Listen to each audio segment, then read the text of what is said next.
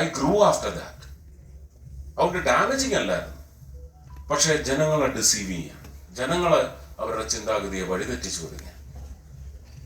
ഒരു സർക്യൂട്ട് പോലും കൊടുത്തില്ല കേരളത്തിന്. സർക്യൂട്ട് പ്രഖ്യാപിക്കുന്നത് ബഡ്ജറ്റിൽ.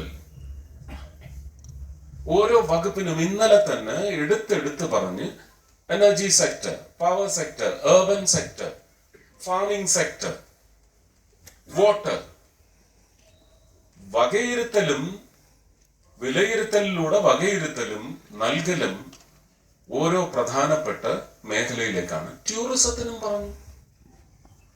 ഇതൊരു സ്റ്റേറ്റ് സബ്ജക്റ്റ് ആയതുകൊണ്ട് തീർച്ചയായിട്ടും ആ ടൂറിസത്തിനൊരു കോർപ്പസ് ബഡ്ജറ്റിൽ പറഞ്ഞിട്ടുണ്ടെങ്കിൽ കേരളം നിലവിളിക്കുകയല്ല വേണ്ടത്. ആത്മാർത്ഥമായി കിട്ടുന്ന ഫണ്ട് വകമാറ്റി ചെലവാക്കി. ട്രൈബലിന്റെ കാര്യം ഇവിടെ ശ്രീ ടോം വടക്കൻ പറഞ്ഞു. 2019 മുതൽ കൺസൾട്ടേറ്റീവ് കമ്മിറ്റിയിൽ, ട്രൈബൽ കൺസൾട്ടേറ്റീവ് കമ്മിറ്റിയിൽ യുദ്ധം ചെയ്യുന്ന ആളാണ് ഞാൻ. എന്റെ പ്രസംഗം കുറച്ച് നീളം കേട്ടോ. കാരണം ഞാൻ ഡൽഹി ഇലക്ഷനിൽ മാത്രമല്ല ഫോക്കസ് ചെയ്യുന്നത്. I need to impactfully present the excellence. ആ എക്സലൻസിന്റെ ടേംസ് ഓഫ് റെഫറൻസിൽ വരുന്ന എല്ലാ കാര്യങ്ങളും എനിക്ക് നിങ്ങളോട് പറയണം. ഇവിടെ ഇരിക്കുന്ന ഒരുപാട് ആൾക്കാർക്ക് അവരുടെ സ്വന്തം ഇഷ്ടമുള്ള രാഷ്ട്രീയം കാണും. നിങ്ങൾ ആ രാഷ്ട്രീയത്തെ വഞ്ചിക്കണമെന്ന് ഞാൻ പറയത്തില്ല. ഞാൻ തൃശ്ശൂർ പറഞ്ഞത് തന്നെയാണ്. പക്ഷെ രാഷ്ട്രീയമല്ല രാഷ്ട്രം. രാഷ്ട്രം ഒട്ടുമേ അല്ല രാഷ്ട്രീയം. രാഷ്ട്രീയം is only a tool. But there are parties and people, ingredients of some parties who turn this tool into a weapon. ആയുധമാക്കിയവനെ നമ്മൾ നമ്മുടെ ഈ മുദ്ര കൊണ്ട് വകവരുത്തണം. അതാണ് പൗരന്റെ ഉത്തരവാദിത്വം. ഈ ട്രൈബൽ ഇത് നോക്കണം. മീഡിയയിൽ 37,000 ചില്ലുവാനം കോടി, ശരിക്കും അത് 38,500 കോടിയാണ് ട്രൈബലിന് വേണ്ടി നീക്കിവെച്ച പണം. എവിടെയാണെന്നൊന്ന് കാണിച്ചു തരാമോ എന്ന് ഞാൻ കൺസൾട്ടേറ്റീവ് കമ്മിറ്റിയിലിരുന്ന് അർജുൻ മുണ്ടാജി ക്യാബിനറ്റ് മിനിസ്റ്ററുടെ ചെയർ ചെയ്യുന്ന മീറ്റിംഗിലാണ് ഞാൻ ഉദ്യോഗസ്ഥരോട് ചോദിച്ചത്. You said 38,500 crores for the tribals. Can you come to Kerala and show me? I need to see. 38,500 crores is not peanuts. എന്നെ കാട്ടി തരൂ. പക്ഷെ ഒരു വാക്കൂടെ ഞാൻ പറഞ്ഞു, അൺപാർലമെന്ററിയാണ്. ഞാൻ പറഞ്ഞു, all this data presented by different departments, health, social welfare, education, facilitation, infrastructure development, all these data presented by these officers are fraud. ഞാൻ അതിനെ അൺപാർലമെന്ററി ആയിട്ടാണ് കരുതുന്നത്. But that term is never referred to as unparliamentary in the lexicon. I don't think. Mr. Tom Vadakan should know better. What else do we call it then?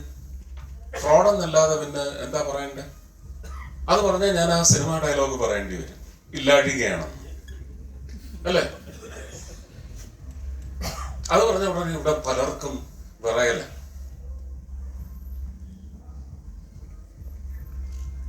അപ്പൊ ഇങ്ങനെയുള്ള വിഷയങ്ങളുണ്ട്. അത് തന്നെ നോക്കിക്കോണം. പിറ്റേ ദിവസം ഞാൻ നോക്കുമ്പം പത്രങ്ങളുടെ എല്ലാം ബോക്സ് ന്യൂസ് ആയിട്ട് ഒരു പോസ്റ്ററൊക്കെ ഇട്ടിട്ടിരിക്കുക. 3,70,000 കോടി. ഈ 37,000 ചില്ലാനാണ് ഞാൻ പറഞ്ഞത്. ആ 37,000 കോടി എന്നുള്ളതിന് 3,70,000 കോടി എന്നാണ് ഡിജിറ്റ്സ് അറിഞ്ഞൂടെ അവർക്ക്? എന്തിനാണെന്നറിയാം, അവർക്ക് ഡിജിറ്റ്സ് അറിയാം. പക്ഷെ 3,70,000 കോടി എന്ന് സുരേഷ് ഗോപി പറഞ്ഞു. ഇതല്ലേ ഫ്രോഡ് എന്ന് വരുത്തി തീർക്കാനുള്ള ആയുധവൽക്കരണമാണ് നടത്തിയത്. പക്ഷെ എന്റെ കൺസൾട്ടേറ്റീവ് കമ്മിറ്റിയിലെ വെർബാറ്റം എടുത്ത് നോക്കിയാൽ ഇപ്പോഴും ആണ്. ഏറ്റവും വലിയ അതിശയം, ഞാൻ 2016 MP ആയ ആ കാലഘട്ടം തൊട്ട് ഞാൻ മോദിജിയോട് ആവശ്യപ്പെടുന്നുണ്ട്, എനിക്ക് സിവിൽ ഏവിയേഷൻ വേണ്ട, എനിക്ക് ട്രൈബല് തരും. അപ്പൊ നമ്മുടെ ഒരു നാട്ടിലെ മറ്റൊരു ശാപമാണത്. ഒരു ട്രൈബൽ ക്യാബിനറ്റ് മന്ത്രി ഒരിക്കലും ട്രൈബൽ അല്ലാത്തയാളാവുകയില്ല. എന്റെ ആഗ്രഹമാണ്, എന്റെ സ്വപ്നമാണ് ഒരു ഉന്നത കുലജാതൻ അവരുടെ ഉന്നമനത്തിന് വേണ്ടി ട്രൈബൽ മന്ത്രിയാവണം. ഒരു ട്രൈബൽ മന്ത്രിയാവാൻ ഒരാളുണ്ടെങ്കിൽ അദ്ദേഹത്തെ മുന്നോക്ക ജാതികളുടെയൊക്കെ ഉന്നമനത്തിന് വേണ്ടിയുള്ള മന്ത്രിയാക്കണം. ഈ പരിവർത്തനം ഉണ്ടാവണം നമ്മുടെ ജനാധിപത്യ സംവിധാനത്തിൽ. ജാതിവശാൽ അങ്ങനെ നമ്മൾ ബ്രാക്കറ്റൈസ് ചെയ്തിട്ടുള്ള ഉന്നത കുലജാതർ, ഒരു ബ്രാഹ്മണനോ ഒരു നായിഡുവോ, അവർ നോക്കട്ടെ ഗോത്രവർഗത്തിന്റെ കാര്യങ്ങൾ. വലിയ വ്യത്യാസം ഉണ്ടാവും. ഇത് ഞാൻ അപേക്ഷിച്ചിട്ടുണ്ട് പ്രധാനമന്ത്രിയോട്. പക്ഷെ ഇതൊക്കെ ചില ചിട്ടവട്ടങ്ങളൊക്കെ ഉണ്ട്.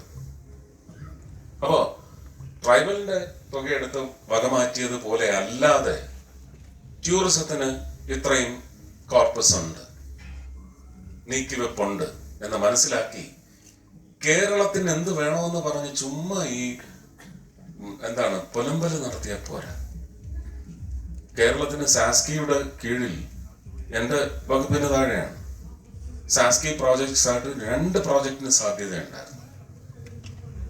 ഒന്ന് സർഗാലയം വടകരയിൽ കൊടുത്തു, നല്ല പ്രോജക്റ്റ്. രണ്ടാമത് വന്ന പ്രോജക്റ്റ് ഒട്ടും ഫീസിബിൾ ആയിരുന്നു. ഒരു മന്ത്രി എന്ന നിലയ്ക്ക് ഇല്ല, രണ്ടാമത്തത് ഇല്ല എന്ന് പറഞ്ഞ് ക്യാൻസൽ ചെയ്തിട്ട് യോഗ്യതയുള്ളവർക്ക് കൊടുക്കുക, അത് വേറെ സംസ്ഥാനമായാലും അതേ പറ്റൂ. ഒരു കേന്ദ്രമന്ത്രി എന്ന് പറയുന്നത് ഭാരതത്തിലെ എല്ലാ സംസ്ഥാനങ്ങളെയും യൂണിയൻ ടെറിട്ടറീസിനെയും കാക്കേണ്ട ആളാണ്.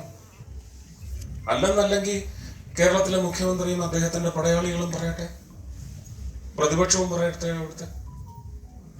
പക്ഷെ എന്താ ചെയ്തത്? ആ പ്രോജക്റ്റ് ക്യാൻസൽ ചെയ്തിട്ട് കൊല്ലം എന്റെ ജന്മദേശമൊന്നുമല്ല, ഞാൻ പഠിച്ചതും വളർന്നതും അവിടെയാണെന്നേ ഉള്ളൂ.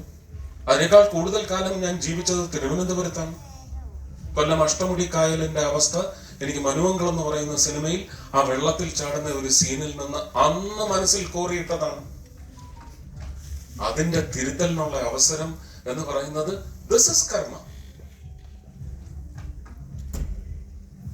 ഇതാണ് യോഗം എന്ന് പറയുന്നത്. അവിടുത്തെ ബയോഡൈവേഴ്സിറ്റിയെ പ്രൊട്ടക്ട് ചെയ്യുന്ന തരത്തിലുള്ള ഒരു പ്രോജക്റ്റിന് എനിക്ക് പ്രപ്പോസ് ചെയ്യാൻ സാധിച്ചു സുമൻ ബില്ലാജി വഴി. ആ പ്രോജക്റ്റാണ് ഇപ്പൊ കൊല്ലത്ത് ഏറ്റെടുത്തിരിക്കുന്നത്. അപ്പൊ ബ്രിട്ടാസ് എന്ത് തരമാണ് രാജ്യസഭയിൽ അന്ന് ജനങ്ങളെ പറ്റിക്കാൻ വേണ്ടി ഉന്നയിച്ചതെന്നുള്ളത് വ്യക്തമല്ല. ഇപ്പോഴും ടൂറിസത്തിന് ബഡ്ജറ്റിൽ റെഫറൻസ് ഉണ്ട്. കേരളത്തിന് ആവശ്യമുണ്ടോ? ഞങ്ങൾ സോണൽ കോൺഫറൻസസ് 4 നടത്തിയത്. രാജ്യം മുഴുവൻ കവർ ചെയ്തു. വരാതിരുന്ന സംസ്ഥാനങ്ങളുണ്ട്, മന്ത്രിമാർ വന്ന സംസ്ഥാനങ്ങളുണ്ട്. യഥാർത്ഥ വിലയിരുത്തൽ ഞങ്ങൾക്ക് നടത്താൻ വന്നില്ലെങ്കിൽ പോലും ഞങ്ങൾക്ക് സാധിച്ചു. Delhi is a sure, very huge possibility when it comes to just tourism and culture. കൾച്ചറിന്റെ മന്ത്രി ഞാനല്ല. എങ്കിലും എന്റെ ക്യാബിനറ്റ് ചീഫ് വളരെ നിർബന്ധപൂർവം എല്ലാ ബ്രെയിൻ സ്റ്റോമിംഗ് സെഷനിലും എല്ലാ ബ്രീഫിംഗ്സിലും ടൂറിസം ആദ്യം, അത് കഴിഞ്ഞ് കൾച്ചർ വരുമ്പോൾ എന്റെ കൈ പിടിച്ചവിടെ ഇരുത്തും. You have to stay. ഇതുവരെ നടന്ന ഓഗസ്റ്റ് മാസം മുതലുള്ള കൾച്ചറിന്റെ ബ്രീഫിംഗിലും ബ്രെയിൻ സ്റ്റോമിംഗിലും ഞാൻ എത്തിക്കുന്നു. എന്താണ് ഒരുപക്ഷെ പുതുതായി നമുക്ക് ഡൽഹിക്ക് ചെയ്യാം എന്ന് പറയുന്നത് ഒരു ഇലക്ഷൻ പടിവാതിക്കലെത്തി നിൽക്കുമ്പോൾ നൽകുന്ന വാഗ്ദാനമായി മാത്രം പോകും. പക്ഷെ കഴിഞ്ഞ ഈ ഇലക്ഷൻ ഒന്നും മുന്നിൽ കാണാതെ തന്നെ കഴിഞ്ഞ 6.5 മാസമായിട്ട് ഡൽഹിയുടെ സാധ്യതയ്ക്ക് വേണ്ടിയുള്ള പ്രവർത്തനങ്ങളും on the table. It will jump into the paper and given a chance, if you decide, it will have its partaking in dragging or thrusting Delhi into a glorious future. എന്റെ അപേക്ഷ ഏതാണ്? ഇവിടെ ഇപ്പോഴത്തെ മുഖ്യമന്ത്രിയായി ഒഴിയാൻ പോകുന്ന വ്യക്തിയെ സംബന്ധിച്ച് യു നോ എവറിത്തിങ്. എനിക്കിവിടെ ഒരു അലിഗേഷൻ ഒന്നും ഉന്നയിക്കേണ്ട ആവശ്യമില്ല. അങ്ങനെ ഒരു അലിഗേഷൻ ഉന്നയിച്ചാൽ പോലും കേരളത്തിൽ നിന്ന് ഇവിടെ വന്നൊരു മന്ത്രിയായിരിക്കുന്നവന് അത്ര ഫെയർ ആവാൻ ഒക്കത്തില്ല. ഞാൻ എപ്പോഴും പറയുന്നത് ഒരു 10% പോകും. ഞാൻ എന്തിനാ അദ്ദേഹത്തിന്റെ ദുഷ്ചെയ്തികൾക്ക് കുട പിടിക്കുന്നത്? പൂർണ്ണമായിട്ട് മനസ്സിലാക്കിയവർ വിലയിരുത്തട്ടെ. അനുഭവത്തിലൂടെ മനസ്സിലാക്കിയ നിങ്ങളൊരു പരിച്ഛേദം മാത്രമാണ്. നിങ്ങൾ മനസ്സിലാക്കൂ, വിലയിരുത്തൂ, തിരുത്തൽ കുറിക്കൂ. തിരുത്തൽവാദി എന്ന് പറയുന്ന വാക്ക് എനിക്ക് പേടിയാ. എന്റെ പ്രിയപ്പെട്ട ലീഡർ ഇല്ലായ്മ ചെയ്ത ഒരു തിരുത്തൽവാദമാണ്. പക്ഷെ നമുക്കതല്ല.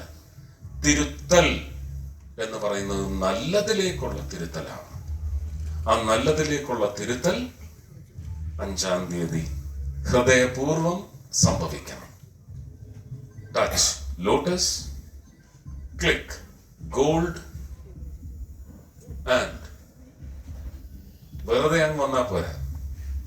എന്റെ ശക്തമായ വിശ്വാസമാണ്. ഇവിടെയും ഇത് കഴിയുമ്പോൾ ശ്രീ ഉത്തം എന്നോട് പറയരുത്, ചേട്ടാ ഓവർ കോൺഫിഡൻസ് എന്ന് പറയരുത്. ഞാൻ വെറുതെ പറയുന്നതുമല്ല.